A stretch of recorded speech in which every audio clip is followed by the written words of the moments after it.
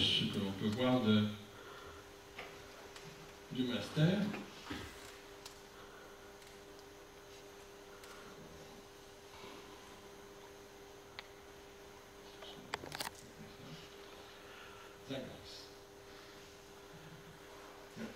Alors, évidemment, ça a changé beaucoup.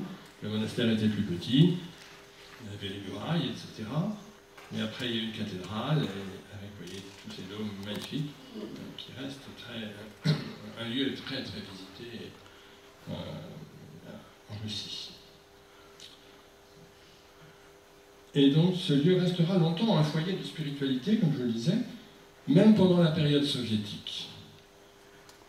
Ce n'est que longuement, après avoir longuement médité et jeûné, comme tout moine, bien sûr, que Roublev, en 1411, a réalisé cette icône.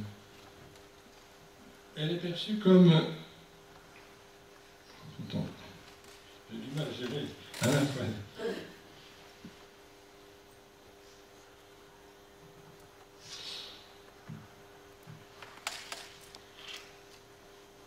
Il a probablement reçu les conseils de ses contemporains, comme le métropolite et théologien Photios, ou l'écrivain ecclésiastique Épiphane le Sage.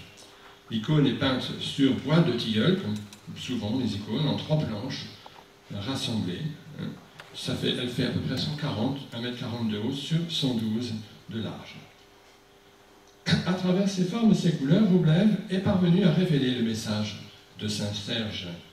Il a su percevoir et exprimer la beauté divine, comme l'annonçait déjà le prophète Isaïe. Tes yeux contempleront le roi dans sa beauté. Isaïe 33, 17. Cette icône reste une des plus belles qui soit. Et au concile des 100 chapitres de Stoglav à Moscou en 1551, elle est reconnue comme le modèle unique et indépassable, l'icône des icônes, auquel tout peintre doit se référer tout iconographe, je dirais, doit se référer pour représenter le mystère trinitaire. Alors avant de regarder cette icône comme une représentation de la Trinité, nous sommes d'abord devant l'icône qui décrit la rencontre des 3 anges et l'hospitalité que leur offre Abraham, qui porte ce nom de Philoxénie. Dans le chapitre 18 de la Genèse, on entend « Le Seigneur lui apparut au chêne de Mambré, tandis qu'il était assis à l'entrée de la tente au plus chaud du jour. Ayant levé les yeux, voilà qu'il vit 3 hommes qui se tenaient debout près de lui. Dès qu'il les vit, il courut à l'entrée de la tente à leur rencontre et se prosterna à terre. » Toutefois, dans cette icône, le couple Abraham et Sarah n'apparaît pas comme dans les autres icônes ou certaines mosaïques anciennes. Et nous avons par exemple la mosaïque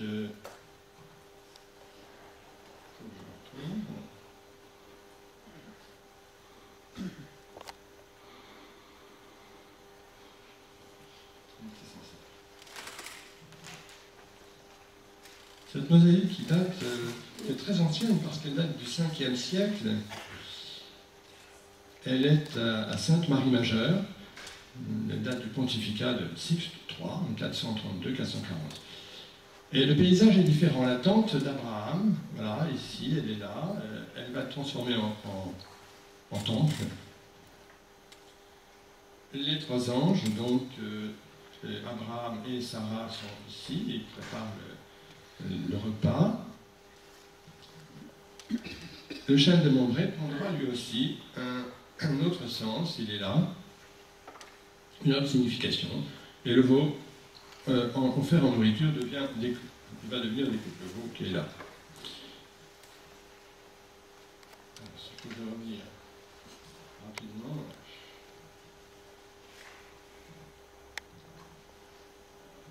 Donc, nous voyons 3 anges très légers, dont les corps sont, comme dans toutes les icônes, beaucoup plus allongés, puisqu'ils font quelque chose comme un peu plus de 10 fois la tête, alors que, selon les canons du corps humain, ils font 7 fois seulement. Leurs ailes de couleur dorée révèlent l'immatérialité, la pesanteur. L'or qui baigne le fond de l'icône manifeste la surabondance divine, la lumière qui emplit tout. et qui fait disparaître à la fois l'espace et le temps. Dans une icône, il n'y a jamais de clair-obscur, c'est-à-dire aucune ombre en contraste avec des zones éclairées par la lumière, car nous sommes dans le monde de Dieu. La lumière, en effet, semble se dégager, se diffuser des personnages eux-mêmes, comme il est dit dans le livre de l'Apocalypse. De nuit, il n'y en aura plus, ils se passeront de lampes ou de soleil pour s'éclairer, car le Seigneur Dieu répandra sur eux sa lumière, et ils régneront pour les siècles des siècles. Apocalypse 22, 5. L'icône cherche à exprimer la beauté de Dieu, mais jamais seulement l'esthétisme. Encore moins les passions, ni la sensualité, ni la lourdeur, ni les attitudes psychologiques des personnages, de tels saints ou du Christ, comme le feront de façon théâtrale les peintres occidentaux à partir de la Renaissance. L'expression, au contraire, doit rester très délicate, très pure, très chaste. Avec l'icône, nous restons dans notre monde, mais un monde rénové, un monde déjà transfiguré. Les ailes sont délicatement reliées entre elles, manifestant l'unité et la communication des trois anges. Unité telle que lorsqu'Abraham s'adresse aux anges, il leur parle comme à un seul, que comme à un seul. Abraham se prosterna à terre et dit « Mon Seigneur, je t'en prie, si j'ai trouvé grâce à tes yeux, veuille ne pas passer près de ton serviteur sans t'arrêter. » Saint Ambroise dit « Le patriarche vit trois et adora l'un. » La Philoxénie vient confirmer l'alliance que Dieu a établie avec Abraham, selon laquelle, par lui, Abraham, seront bénies toutes les nations de la terre. C'est en effet l'annonce inattendue d'un fils qui est faite au vieux couple Abraham et Sarah. C'est celle d'Isaac. Annonce qui provoque tout d'abord le rire d'Abraham et peu après celui de Sarah. Et Abraham dit « Un fils naîtra-t-il à un homme de 100 ans ? Et Sarah, qui a 90 ans, va-t-elle enfanter ?» Le prénom d'Isaac signifie d'ailleurs quelque chose comme Dieu rit, sourit ou est bienveillant.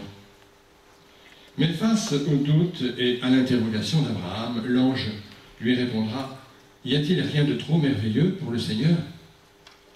Parole qui nous renvoie à celle de l'ange Gabriel, quand elle s'adresse à Marie, car rien n'est impossible à Dieu.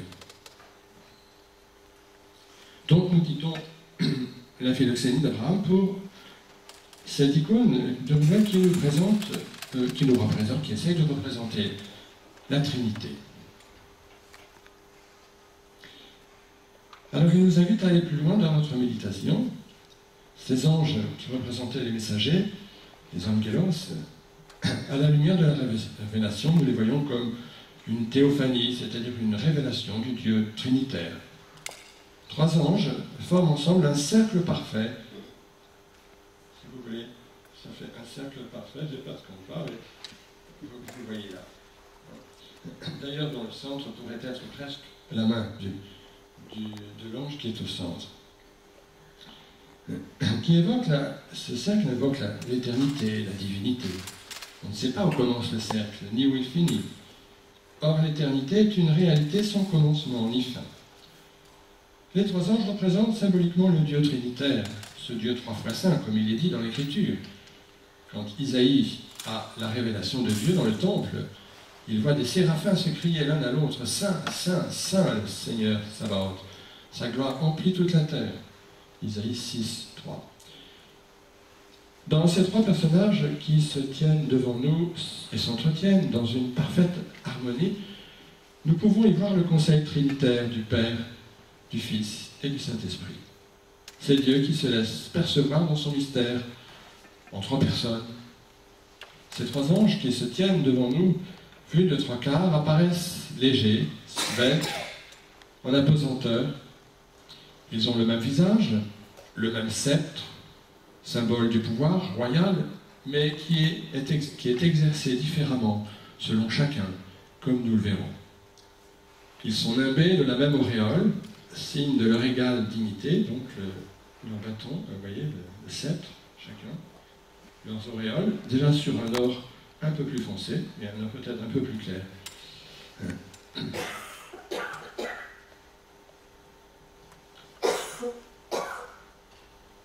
Sur la table se trouve une coupe qui justement symbolise cette unité, qui est la communion. Une paix suprême se dégage de l'icône, celle de Dieu, et que le Christ vient nous communiquer. Je vous laisse ma paix, je vous donne ma paix. C'est ma paix que je vous donne, je ne vous la donne pas comme le monde la donne. Jean 14, 27. Comme il n'y a aucune indication, nous sommes libres de notre interprétation quant à la place que nous pouvons attribuer à chacun des personnages de cette icône. En effet, rien n'est défini comme dans les autres icônes où nous savons toujours où se situe le Christ, ou quel est le nom de l'ange qui nous est présenté, qui est tel saint, ou la Vierge Marie. D'ailleurs, canoniquement, les icônes ne peuvent représenter que le Christ, puisque lui seul s'est manifesté à nos yeux de chair. Il n'est donc pas possible de représenter le Père qui ne s'est pas incarné. Il est seulement représenté parfois par une main dans le haut de l'icône. L'Esprit Saint, lui non plus, ne peut pas être représenté, sinon sous la forme d'une colombe ou d'une lampe de feu, selon l'Écriture, quoi. Aussi, dans chaque icône, il y a toujours un signe qui nous indique de qui il s'agit. Et dans le nom du Christ, normalement, il y a toujours la croix, sur laquelle est inscrit Oméga, Omicron, et Nu, qui signifie en abréviation « Je suis celui qui est ». Je pourrais vous le montrer sur un Christ pantocrateur, ou peut-être Vladimir, peut-être, non, pantocrateur. Le deuxième. Ceci, je ne sais pas si c'est excellent, on n'en veut plus. Ouais. Bon, voilà, donc O, O, A, et puis IC, XC, toujours, on sait que c'est Jésus, Christus, hein, en abrégé. Voilà, là il tient son livre fermé.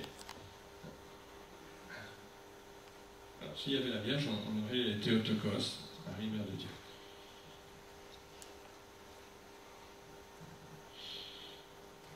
Toutefois, non, c'est justement Marie, oui, en abrégé, Mère de Dieu. Dieu à droite et Mater, Théon. Et puis IC, XC pour Jésus qui se trouve ici.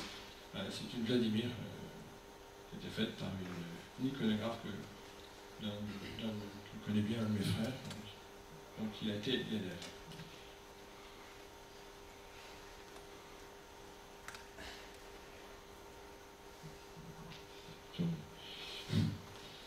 Toutefois, le Concile des 100 chapitres va permettre la représentation de la Trinité, à condition, j'en ai parlé du Concile des 100 chapitres, oui, à condition de le faire sur le modèle de Rublev.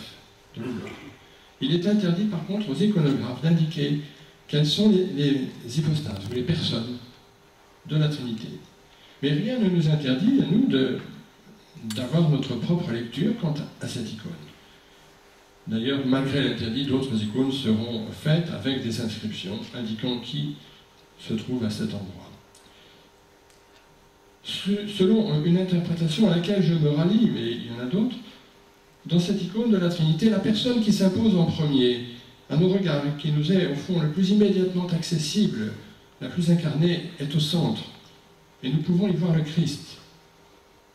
Comme dans les icônes du Christ pantocrateur, on le voit en gloire, je vous le montre ici, avec un habit rouge, pourpre, et une tunique bleue. Le rouge est couleur de l'amour divin, et de ce fait, couleur du martyr, couleur du feu, couleur du sang, le sang de celui qui va jusqu'à la mort pour témoigner de l'amour qu'il habite. Le bleu, lapis lazuli, c'est la couleur du ciel, du monde de Dieu. C'est la couleur de sa tunique qui est posée sur son épaule, vous la voyez. Elle, telle une source qui jaillit de son côté. De son sein couleront des fleuves d'eau vive, nous dit saint Jean, chapitre 7, au verset 38. Cette source paraît même couler du côté droit, en bas de l'icône. On la voit rejaillir ici. Vous voyez ? Elle a porté un manteau d'ici, mais en fait, on peut aussi penser à cette image qui nous est donnée. Celle de la source qui s'écoule du temple à Isaïe. L'eau descendait du dessous, le côté droit du temple, au sud de l'autel. Plutôt Ézéchiel. Le bleu de sa tunique se retrouve également sur les autres personnages, le bleu ici, et puis ici, manifestant leur appartenance divine. Ce bleu, nous le retrouvons entre les ailes des anges. Et finalement, ici, on n'est pas une bonne définition de cette icône, mais il est là, léger, mais un bleu beaucoup plus pâle, beaucoup plus tendre. Sur son côté gauche, le Christ porte une entremanche appelée clavis, vous voyez ici, qui était le signe impérial dans l'Empire byzantin. Le Christ apparaît en basileus, comme dans les grandes cathédrales byzantines. Je vais vous le montrer.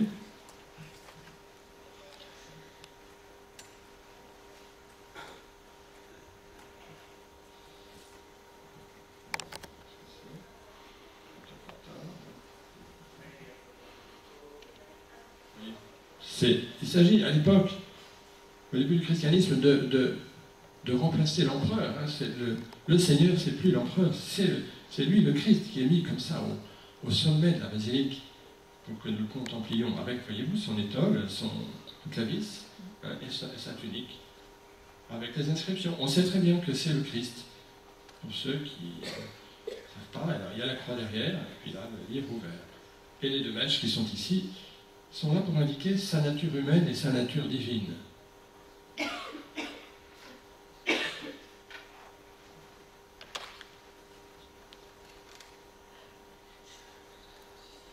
Bon, je reviens à Roublon, excusez-moi. Voilà, cette bande de tissu évoque aussi l'étole du grand prêtre. C'est tous les épîtres aux Hébreux. Jésus est à la fois le prêtre, l'autel et la victime. En effet, c'est lui qui s'offre en sacrifice pour le salut du monde. En contemplant le Christ, son regard et l'inclinaison de sa tête, tout cela, il nous oriente vers le personnage de gauche. Sa main, elle, montre la coupe, dans un geste sacerdotal, comme pour la bénédiction de l'offrande. Jésus prit du pain, le bénit, le rompit et le donna aux disciples en disant « Prenez, mangez, ceci est mon corps. » Puis prenant la coupe, il rendit grâce et la leur donna en disant « Buvez-en tous. » Matthieu 26, 26 et 27. Cette main laisse apparaître seulement deux doigts qui manifestent, comme les deux mèches du Christ, ces deux natures, sa nature divine et sa nature humaine. Jésus n'est pas barbu comme dans les autres icônes, parce qu'il s'agit du Fils éternel du Père avant le mystère de l'incarnation. Son regard est totalement orienté vers l'ange de gauche, totalement offert et disponible. D'ailleurs, leurs ailes sont encastrées l'une dans l'autre, pour signifier leur unité. Les deux autres anges portent des vêtements plus légers, plus transparents. Ils sont plus discrets parce qu'ils ne se manifesteront jamais dans la chair. Il s'agit du Père et de l'Esprit Saint. Dans le personnage de gauche, nous pouvons y voir le Père, ce qui met Jésus, pour nous qui le regardons, à droite du Père. Le personnage est plus droit, plus hiératique que les deux autres. Son bâton est vertical, manifestant la stabilité de Dieu, le Père, origine et principe de tout. Sa robe est bleue, elle aussi, signe de sa divinité, et sa tunique, or, voile discrètement le bleu par transparence. Sa tunique revêt ses deux épaules, alors qu'elle n'est posée que sur une épaule pour les deux autres personnages, signifiant leur mobilité, parce qu'ils sont envoyés en mission. Le Père, lui, demeure statique au ciel. Le Fils et l'Esprit Saint sont les deux envoyés, les deux paraclets ou les défenseurs. Saint Irénée dit que le Fils et le Saint-Esprit sont les deux mains du Père. Mais le Père, lui non plus, ne reste pas figé sur lui-même. Il n'est pas enfermé dans sa solitude. Il est orienté et il demeure uni dans l'amour avec les deux autres personnages, le Fils et l'Esprit. Eux-mêmes s'inclinent vers lui, manifestant leur accueil, leur disponibilité, leur obéissance. Toute l'icône est orientée vers lui. Le rocher, qui est ici, on voit mal, l'arbre, parce que tout procède de lui. D'un regard plein de tendresse, le Père nous montre le personnage de droite qui est l'Esprit Saint. Celui-ci a également une robe bleue qui exprime son appartenance divine, mais sa tunique, elle, est verte, couleur propre à l'Esprit Saint, couleur de la fécondité, du renouvellement de la vie. C'est l'Esprit qui vivifie, nous dit Jésus dans Saint Jean, au chapitre 6, au verset 13. Je crois en l'Esprit Saint qui est Seigneur et qui donne la vie. C'est la définition du Concile de Constantinople, 381. Sa tunique, elle aussi, est sur une seule épaule, manifestant qu'il est l'envoyé en mission. L'envoyé par excellence. Celui qui, son bâton de pèlerin à la main, accompagne les hommes jusqu'à la fin du monde. Le Père montre discrètement ce qu'il faut faire. Il montre à son Fils la coupe qui évoque l'Eucharistie, l'offrande de soi, celle du Christ, qui actualisera cette parole de Jean. Saint Jean, Dieu a tant aimé le monde qu'il a donné son Fils unique. L'Esprit, lui, Jean 3, 16. L'Esprit, lui, nous introduit dans la réalité de ce mystère. Il nous ouvre à l'intelligence des Écritures. À chaque Eucharistie, il est invoqué pour sanctifier les offrandes. Le Saint-Esprit nous renvoie également aux deux autres personnages. Il est à la fois tourné vers le Fils et vers le Père, et vers la coupe. Aucun des anges ne renvoie à lui-même, ils sont toujours tournés vers les autres, sans cesse en relation. Ils sont comme en conversation. Il n'y a aucune fermeture sur soi. Chaque personnage est une ouverture à l'autre, plein d'une attention délicate à l'autre. C'est un dialogue silencieux et secret, une triple extase. Discrètement, l'Esprit montre le rectangle du bas, au bas de la table ici. Ce rectangle représente le monde, le cosmos, qui à l'époque était représenté par les 4 points cardinaux. Ce monde sous forme d'un rectangle, c'est selon Evdokimov, un iconographe, le hiéroglyphe de la Terre. Le rectangle du monde est placé à telle une porte ouverte sur Dieu, sur l'infini. Le plateau de la table, lui aussi, est rectangulaire, même si les anges le cachent, les angles. Rectangle qui, selon les pères, évoque les 4 évangélistes, et bien sûr les 4 évangiles. Il s'agit de la table de la parole, parce qu'elle offre aussi la coupe eucharistique dans laquelle se trouve celui qui est la parole, par excellence, Jésus le Christ. La Trinité nous révèle 3 personnages, ou hypostases, qui appartiennent à une seule et même nature, même essence. Pour le dire autrement, les 3 personnes de la Trinité sont consubstantielles. Le Fils est de même nature que le Père. Il est plus exactement de la nature même du Père. Ces 3 personnes consubstantielles sont l'unité absolue et la diversité absolue. Elles ne sont pas unies pour se confondre, mais pour se soutenir mutuellement. Si les anges se ressemblent, comme nous le voyons, leur attitude est différente. Mais l'attitude de chacun est toujours en relation avec les autres. Un climat de repos, de paix, et en même temps une sortie de soi permanente. Ensemble, ils sont dans un mouvement qui fait dire à Grégoire de Nice, c'est le plus grand paradoxe que stabilité et mouvement soient la même chose. Ce mouvement est amorcé par le pied gauche de l'ange. À droite, il n'a pas la raison d'être posé comme ceci. Il continue avec l'inclinaison du corps, puis sa tête, il entraîne avec lui le cosmos, le rocher, puis l'arbre, qui semble s'incliner. Il va rejoindre l'ange central qui lui aussi est tourné vers l'ange de gauche, en repos comme en réceptacle de cet élan, de cette offrande de même. Ce mouvement des anges n'est pas sans évoquer non plus le songe de Jacob. Voilà qu'une échelle était dressée sur la terre, que son sommet atteignait le ciel, et les anges de Dieu y montaient et descendaient. Mouvement qui est en lien également avec cette parole même de Jésus à Nathanaël. En vérité, je vous le dis, vous verrez le ciel ouvert Et les anges de Dieu montaient et descendre au-dessus du Fils de l'homme. Donc Genèse 28, 12, pour les chaînes de Jacob, et Jean 1, 51. Dans l'ensemble de la composition, nous avons donc le cercle et puis le rectangle. Mais nous avons aussi un triangle qui est formé par l'ange central, un triangle, paraît-il, équilatéral, oui, qui manifeste aussi la Trinité, l'égalité de la Trinité. Le Fils, lui, est le centre, se trouve au centre, effectivement. Et le centre du cercle dont nous parlons, c'est sa main. Il est le pantocrator, c'est-à-dire qu'il gouverne tout l'univers, le cosmos. Tout est équilibré. Et en même temps, il y a un léger décalage. Le calice et la main sont plus bas.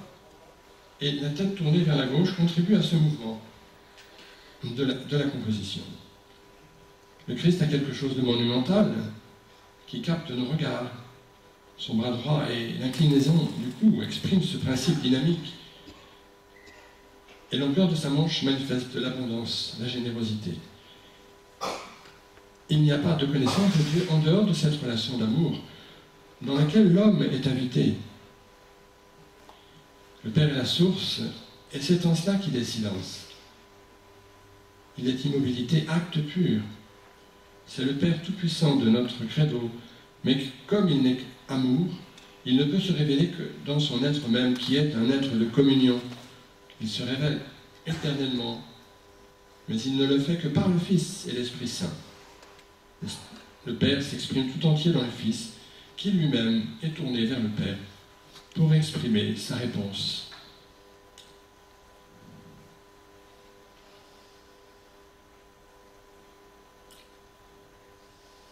Le Père, lumière au-delà de toute lumière, apparaît dans les couleurs plus pâles, nous l'avons vu, adouci, parce qu'il n'est pas, c'est pas rendu visible.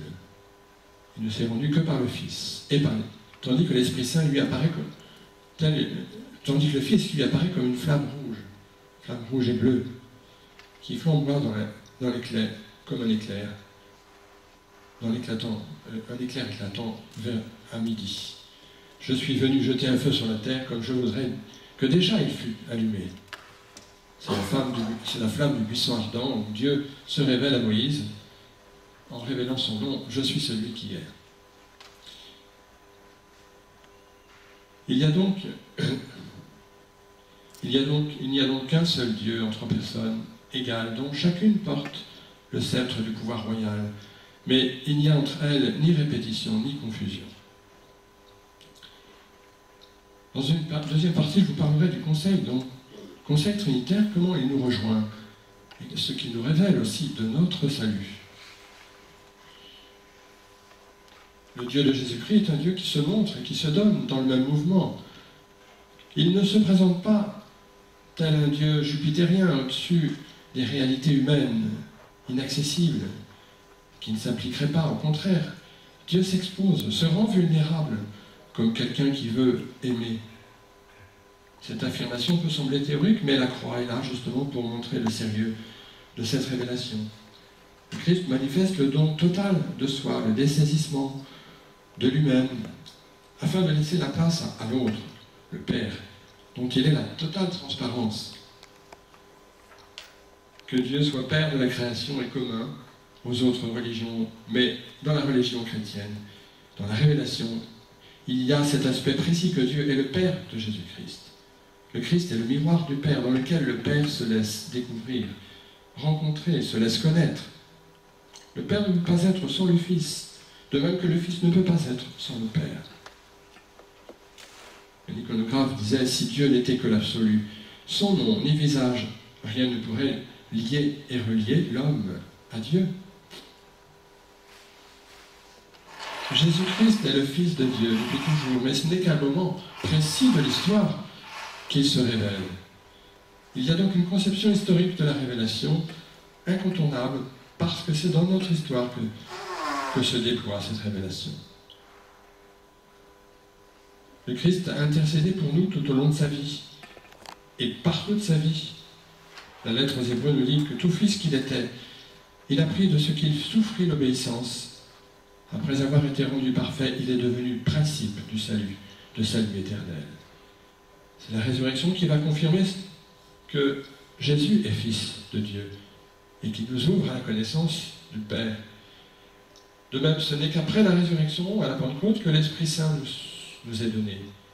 L'Esprit Saint agissait déjà dans le cœur des hommes, dans l'histoire d'Israël, mais c'est le Christ qui vient le révéler dans sa plénitude et le répandre selon la promesse. Après cela, je répandrai mon esprit sur toute chair, me dit le prophète Joël. Par la révélation, nous avons à la fois la connaissance et l'accès à Dieu. Le personnage donc qui accroche notre regard, c'est le Fils, qui nous introduit dans cette icône. C'est lui qui, dans son attitude, nous oriente vers le Père. Le Père, à son tour, par son regard, nous renvoie au Fils, à l'Esprit, et l'Esprit nous conduit au Fils.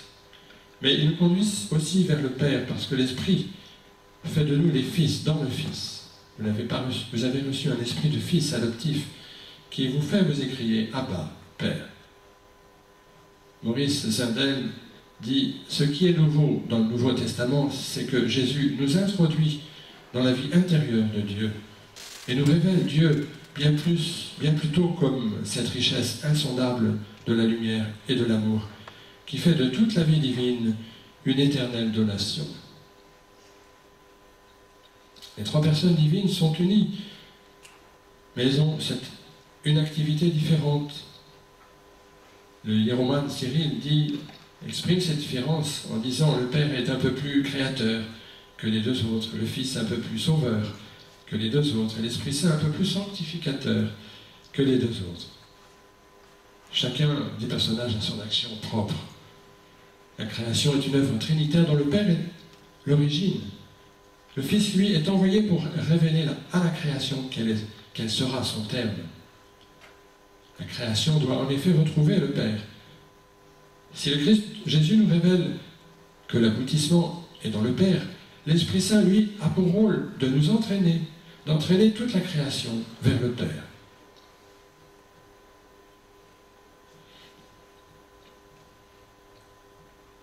Le triangle qui représente le monde se situe au-delà des personnages, mais leurs mains convergent vers lui. Et par contre, il est inclus dans ce cercle qu'il forme. L'Esprit Saint semble protéger le monde de sa main, le bénir, le couvrir, comme les ailes d'une colombe. N'est-il pas notre défenseur, notre avocat? C'est l'Esprit qui plane au-dessus des eaux au début de la création, qui symbolise aussi la douceur maternelle. L'Esprit a un aspect féminin dans l'Écriture, la roua. Le souffle, en hébreu, est un mot féminin. C'est cet esprit plein de douceur et de délicatesse qui, tel une colombe, descend sur Jésus le jour de son baptême.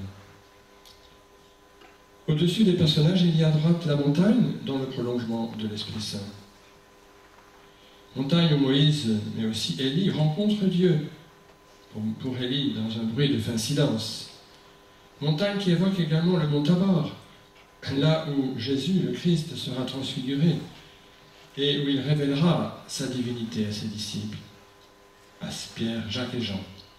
Celui-ci est mon Fils bien-aimé, écoutez-le. Le Christ finalement se trouve au centre de l'icône, mais également au centre d'une coupe. Une coupe qui est formée par le Père et par l'Esprit. Voyez-vous, ça fait une coupe. Et le Christ se trouve à l'intérieur de cette coupe.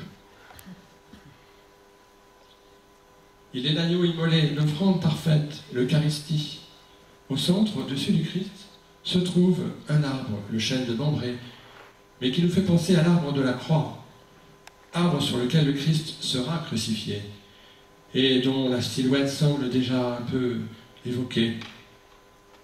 L'arbre qui renvoie également à l'arbre du fruit de la connaissance, qui a conduit Adam et Ève à la mort. Désobéissance de l'homme qui le sépare de Dieu. Un iconographe, Jean-Yves Leloup, a écrit « L'arbre représenté dans les icônes de la Trinité est celui de la connaissance qui donne la vie. Le paradis est cette connaissance contemplative, cet état de communion à l'être, à travers les êtres. Nous quittons le paradis chaque fois que nous passons d'un état de communion à un état de consommation. La chute n'est pas une histoire du passé, elle se vit à chaque instant. Le regard idolâtre voit toute chose comme une réalité à saisir. Celui qui regarde le monde comme une icône voit la réalité comme un être avec lequel on peut communier. Consommer ou communier, tel est le choix toujours proposé à l'homme. Désormais, la croix se présente à nous comme l'arbre de vie, celui qui sauve l'humanité. C'est pourquoi saint Jean Chrysostome peut dire « Adam a donné la mort à ceux qui sont nés après lui, et le Christ a donné la vie à ceux qui sont morts avant lui. » Quand on regarde l'icône de l'Anastasie, la descente aux enfers, on voit Jésus qui vient chercher tous ceux qui sont morts dans les enfers, Adam et Ève, qui les saisit par la main et qui entraîne toute l'humanité dans la vie. L'arbre de la croix descend et prend ses racines là, dans le monde. À gauche, au-dessus du Père, et dans son prolongement, il y a le palais, temple, qui évoque de façon très lointaine la tente d'Abraham. C'est le temple dans l'immobilité du grand sabbat. Temple qui correspond au Père, mystérieux et inconnaissable. Le temple est la maison du Père. Pourquoi donc me cherchiez-vous, dit Jésus? Ne saviez-vous pas que je dois être dans la maison de mon Père? Ce temple dont l'avancée dans les tons or fait comme une protection, un premier abri pour y entrer. Ce temple n'est pas non plus sans évoquer la Théotokos, Marie, la Mère de Dieu, dans son oui à l'Esprit Saint. Marie qui sera le temple de l'Esprit Saint. Ce temple fait face aussi à un autre temple, à la droite du cercle. En face, le Christ, dont le oui correspond à celui de Marie. C'est lui, l'Amen, nous dit le livre de l'Apocalypse. Toute la révélation aboutit là, dans ce temple qui annonce la nouvelle Jérusalem. Plus loin, toujours face au temple, il y a le rocher qui, comme le Fils et l'Esprit Saint, semble lui aussi s'incliner vers le Père. Il a sa valeur symbolique, c'est le rocher que Moïse a frappé de son bâton afin d'abreuver Israël au désert. Les psaumes évoquent le rocher qui est Dieu. Dieu mon libérateur, le rocher qui m'abrite, mon bouclier, mon fort, mon arme de victoire. Ou encore, c'est toi mon rocher, ma forteresse. Il y a deux axes dans l'icône. Un axe vertical qui part de l'arbre en passant par le visage du Christ, enfin disons par le Christ, puis la coupe et descend, rejoint le carré du monde jusqu'au pied des anges. Mais il y a aussi un axe horizontal entre le Père et l'Esprit Saint. Et le Christ se trouve au centre de cette croix finalement. Il est pour ainsi dire déjà sur la croix, et sa tête a la même inclinaison qu'elle aura sur la croix. Mais cette ligne transversale qui passe par le cœur transpercé du Christ est posée sur les épaules du Père et du Fils et de l'Esprit Saint. Ceci nous montre que ce sont les trois personnes de la Trinité qui assument ensemble le salut du monde.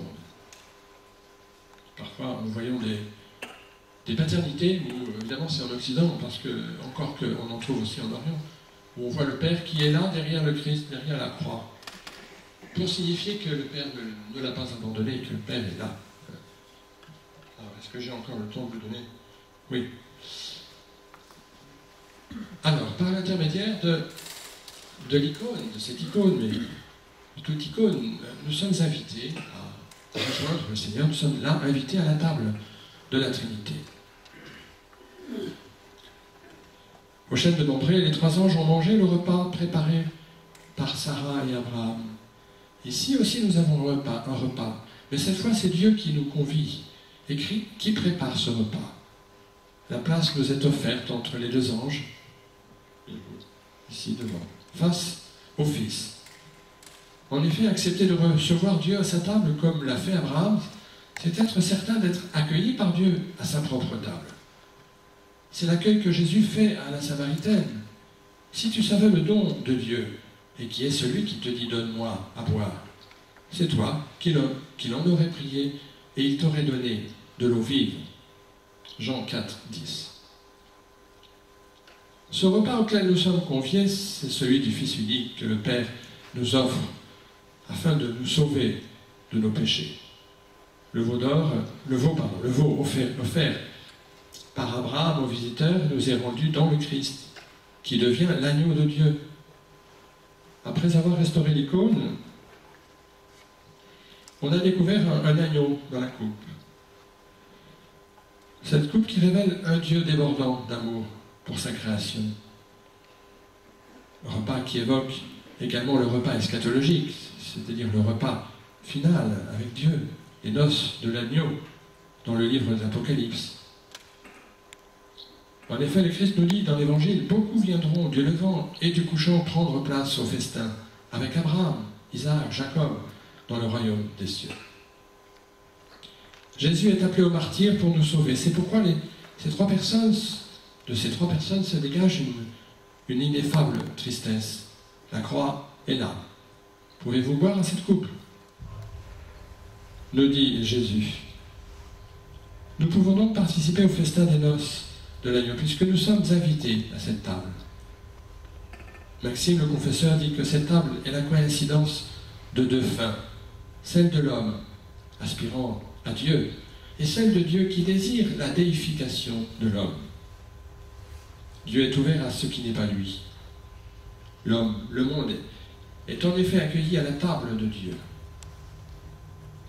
À la table de la philoxénie se produit le retournement eucharistique où est nourri celui qui croyait nourrir. Toutefois, Dieu ne peut rien faire sans le consentement humain. Aussi y a-t-il une dimension dramatique de la révélation. La grâce que Dieu communique librement demeure inopérante tant que l'homme, lui aussi totalement libre, ne l'accueille pas. Tout homme peut recevoir Dieu dans la mesure où il le reconnaît et il accepte d'entrer, de collaborer au salut qui nous est offert. Maurice Zendel dit « L'épreuve originelle est l'épreuve de Dieu finalement. C'est Dieu qui est mis en question, qui s'offre et se propose, qui s'expose au choix de l'homme. Dieu ne se donne à l'homme que dans la mesure où l'homme se donne à Dieu. Lorsque Dieu n'est pas accueilli, il se rétracte en lui-même, comme le fait la personne contristée. Il laisse alors le monde à lui-même, à son propre effondrement, tel le déluge qui n'est que l'effondrement des eaux supérieures qui se précipitent sur les eaux inférieures dont elles avaient été séparées lors du processus de création. Destruction qui se reproduira également pour Sodome et Gomorrhe à la suite immédiate de cette rencontre avec Abraham. Dieu, au contraire, veut communiquer sa vie, son amour. Selon Trouvetskoy, un écrivain russe, c'est cette idée qui inspira Saint-Serge quand il érigea la cathédrale de la Trinité dans le désert de Forêt, parmi les hurlements des loups. Il priait pour que ce monde à figure de bête, divisé par la haine, soit rempli de l'amour qui règne dans le conseil prééternel de la Trinité. Roublev mit en peinture cette prière où s'exprimait à la fois la tristesse et l'espoir de Saint-Serge pour la terre russe. Le rôle de cette icône, comme de bien d'autres, consiste précisément à nous introduire dans ce projet de salut que Dieu, le Père, nous offre en son Fils. Elle le permet en nous introduisant dans une théologie du regard. Nous devons apprendre à regarder une icône et en même temps à nous laisser regarder par l'icône. On a moins l'habitude ici en Occident parce qu'on n'est pas dans une liturgie où l'icône a toute sa place. Il se produit un travail en miroir. L'icône cherche à reproduire une image de Dieu et elle ne peut le faire que parce que nous sommes nous-mêmes initialement image de Dieu. Un autre théologien dit « De mon visage à ton visage m'arrive ton secret ». L'icône est en effet une fenêtre sur l'invisible qui nous révèle le monde de Dieu, mais aussi une fenêtre par laquelle Dieu nous regarde. Ce qui faisait dire au père Florensky, supprimer les icônes, c'est murer les fenêtres. Maxime le confesseur dit « Dieu et l'homme se servent mutuellement de modèles. Dieu se fait homme par amour de l'homme, dans la mesure où l'homme se déifie par l'amour de Dieu. Et autant l'homme par l'intellect est ravi par Dieu dans l'inconnaissable, autant l'homme révèle par ses vertus le Dieu invisible par nature. Aussi l'œil de l'iconographe doit apprendre à se laisser illuminer par l'Esprit Saint, tout un travail à faire, de prière, de méditation. Il doit d'abord se laisser habiter par le message de Dieu, afin de pouvoir le transmettre à son tour dans l'écriture de l'icône. Il a mis sa lumière dans leur cœur pour leur montrer la grandeur de ses œuvres. Siracide 17, 8. Dans cette extase propre aux trois personnes de la Trinité et qui nous est donnée de contempler, nous sommes donc invités à entrer, à participer à leur communion d'amour. Face à une icône de la Mère de Dieu dans la chapelle Notre-Dame d'Ibérie, Ivan Kirevski, un écrivain russe du 19e, raconte « Je songeais à la foi enfantine du peuple qui priait devant l'icône. Des femmes, des vieillards étaient agenouillés là, se signaient, se prosternaient en se prosternant. Je contemplais avec foi les traits de la sainte image, et peu à peu le mystère de sa force miraculeuse me devenait compréhensible. Non, ce n'est pas simplement une planche avec une image dessus. Depuis des siècles et des siècles, les émotions et les prières de tant d'hommes angoissés et malheureux imprègnent l'icône. Elle a dû ainsi se remplir de la force qui en émane. Elle est devenue un organisme vivant, point de rencontre entre le Créateur et les créatures. Selon la tradition orthodoxe, d'ailleurs, avant d'être ointe par l'huile sainte, l'icône doit être placée dans l'église durant 40 jours, symbolique, afin qu'elle reçoive au fond la prière de tous ces gens et que, voilà, qu'une aura spirituelle lui soit communiquée. Pour Saint Jean Damascène, les icônes sont recouvertes de la grâce de l'Esprit Saint. C'est pourquoi l'icône parvient à révéler quelque chose de la transcendance inaccessible de Dieu qui se révèle lui-même dans son être. Son amour pour le monde n'est que le reflet de ce qu'il est en lui-même, de son amour trinitaire. Et Titzstein dit « La vie divine qui se déploie dans l'âme, aimant Dieu, ne peut être différente de la vie trinitaire de la divinité. L'âme se donne à l'être trinitaire. Elle se livre à la volonté paternelle de Dieu qui, pour ainsi dire, engendre de nouveau son Fils en elle. Elle s'unit au Fils et voudrait se perdre en lui, afin que le Père ne voie plus rien en elle que le Fils. Sa vie s'unit au Saint-Esprit. Elle se transforme en épanchement d'amour divin. L'icône a pour fonction d'actualiser la révélation. Elle reprend l'histoire, mais tout en la spiritualisant. Elle manifeste ce que provoque la providence divine. Même si le langage de l'icône offre des résistances, elle nous est offerte pour nous éveiller à la prière, à la contemplation. Il nous faut donc apprendre à décrypter une icône, demander pour cela l'Esprit Saint. Apprendre à regarder une icône, c'est commencer à avancer sur un chemin qui nous conduit à Dieu. Le Verbe viendra ensuite à notre rencontre pour se laisser progressivement voir par l'âme. Grâce à cette méditation, nous pouvons nous laisser saisir par la présence de Dieu, mais nous ne pourrons que si nous opérons une certaine conversion, une réelle conversion de notre regard. L'icône agit en quelque sorte comme une médecine du regard. La lampe du corps, c'est ton œil, c'est l'œil. Si donc ton œil est sain, ton cœur tout entier sera lumineux. Et si ton œil est malade, ton corps tout entier sera ténébreux. Si donc la lumière qui est en toi est ténèbre, quelle ténèbre? Nous dit saint Matthieu, le Christ dans saint Matthieu, chapitre 6, versets 22 et 23. L'icône fait voir et en même temps elle fait être.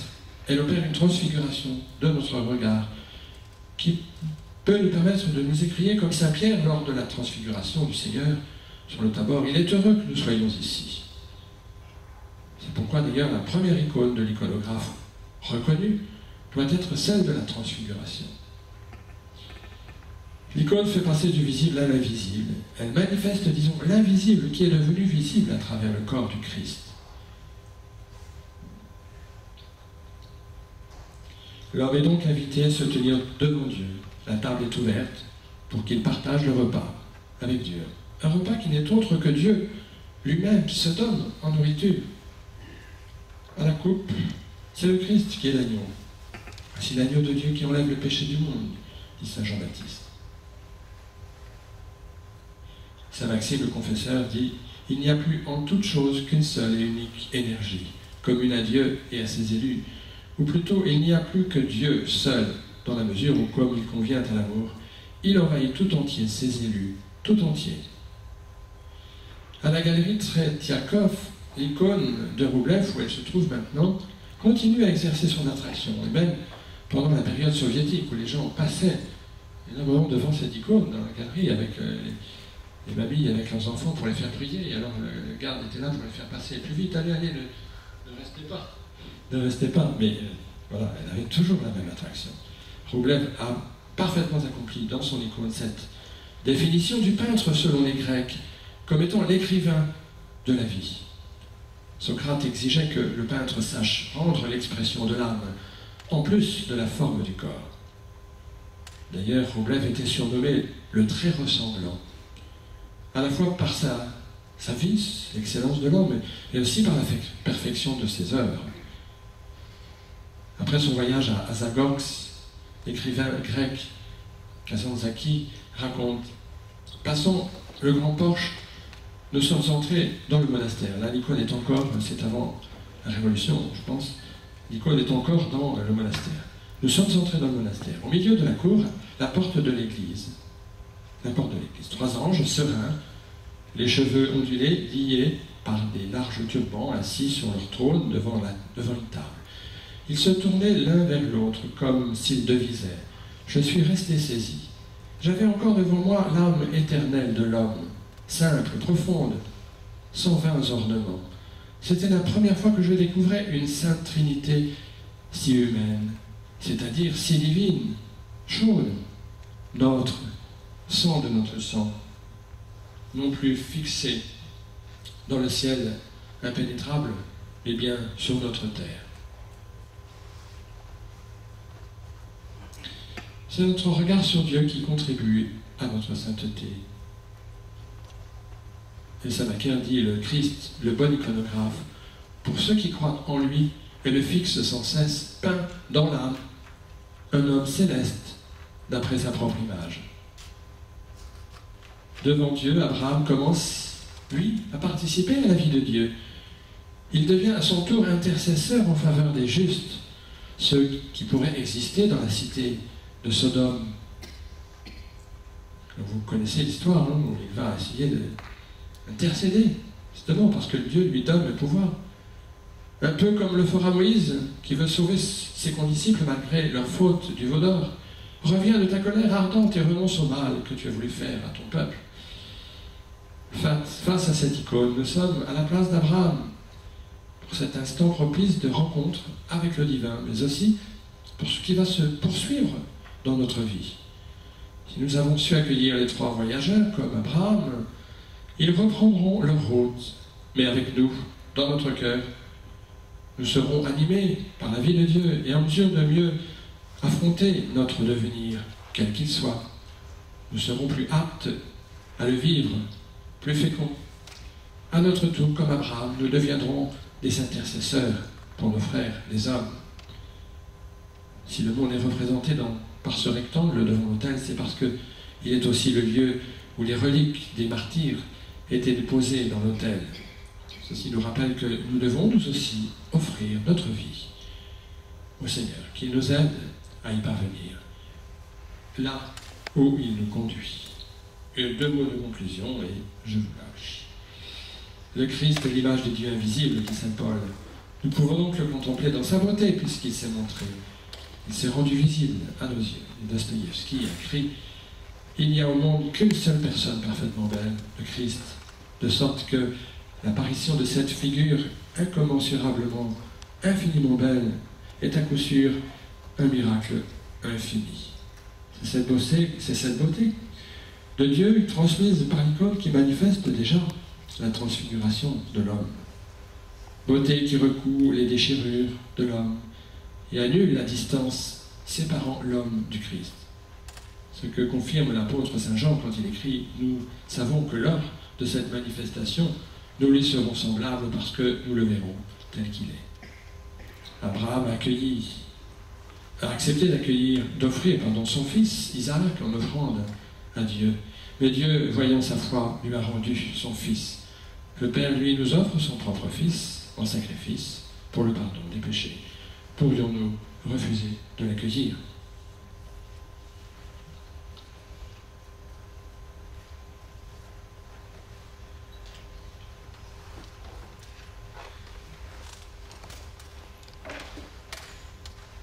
Voilà, merci. J'aurais voulu vous partager différentes icônes, mais c'était assez compliqué finalement, avec l'appareil que j'avais et une définition qui n'était pas géniale, donc ça n'aurait pas été très intéressant pour vous, je crois. Voilà, merci à Bernard pour cette initiation à l'iconographie et à la visibilité de l'icône.